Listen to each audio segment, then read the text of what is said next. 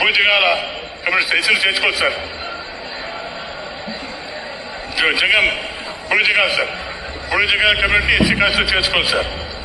ప్రభుత్వ అధ్యక్ష improvement of RNB Andhra Pradesh పేడపుడు ప్రజానికానికి తెలియజే విన్నపం ఏమనగా మనవి ఏమనగా ఈరోజు నంద్యాల జిల్లా డోన్ నియోజకవర్గం అదే కొత్త బుర్జు గ్రామానికి ఆంధ్రప్రదేశ్ ముఖ్యమంత్రి వర్యులు నారా చంద్రబాబు నాయుడు గారు రావడం జరిగింది.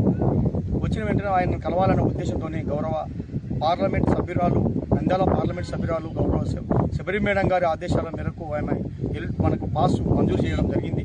కానీ దురదృష్టవశాత్తు ఆ ఎల్ప్యాడ్ దగ్గర మన యొక్క సమస్య బేడ బుడగ జంగల సమస్య అని చెప్పగలి అక్కడ ఉన్న అధికారులు ఎత్తనేమి ఎస్కాట్ ఎత్తనేమి ఇది మననే కర్నూలులో సభలో ఎముగనూరు నందు ముఖ్యమంత్రి వర్యులు మీకు హామీ ఇచ్చారు కదా, ఖచ్చితంగా మీకు న్యాయం జరుగుతుంది, ఎందుకు ఎంట పడతారు మీరు అని చెప్పి నన్ను చూసిన వెంటనే అక్కడ ఉన్న సంబంధిత అధికారులు నా యొక్క అర్జీని తీసుకోవడం జరిగింది. ఇక్కడ మేము సీఎం గారి దృష్టి తీసుకుపోతాం, మీకు ఖచ్చితంగా సీఎం ఇచ్చిన హామీ మేరకు న్యాయం జరుగుతుందని చెప్పి వాళ్ళు హామీ ఇవ్వడం జరిగింది.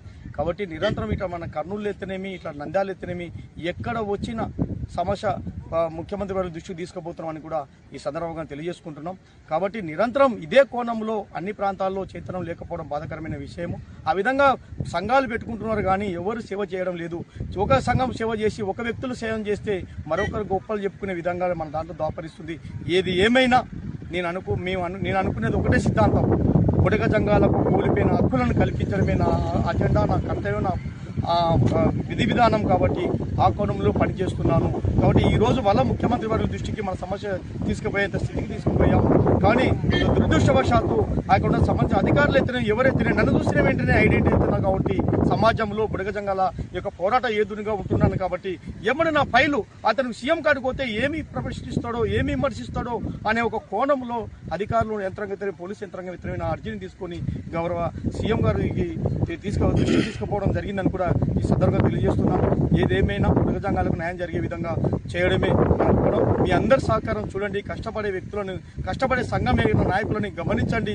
జాతి గురించి ఎవరు శ్రమ పడుతున్నారు, ఎవరు కష్టపడుతున్నారు అని చెప్పి వారికి సహకారాలు వాళ్ళ కోఆపరేటివ్ అన్ని విధాలుగా సహకరిస్తే విజయం సాధించగలుగుతాం. ఖచ్చితంగా ఇంకా 3 ఏళ్ల పొద్దులో ఈ కూటమి ప్రభుత్వం న్యాయం చేయడానికి ఉంది. లేకపోతే చావో రేవో అని చెప్పాము. చేలో అమరావతి కార్యక్రమం కూడా మనం విరమించుకున్నాము సీఎం హామీ మేరకు.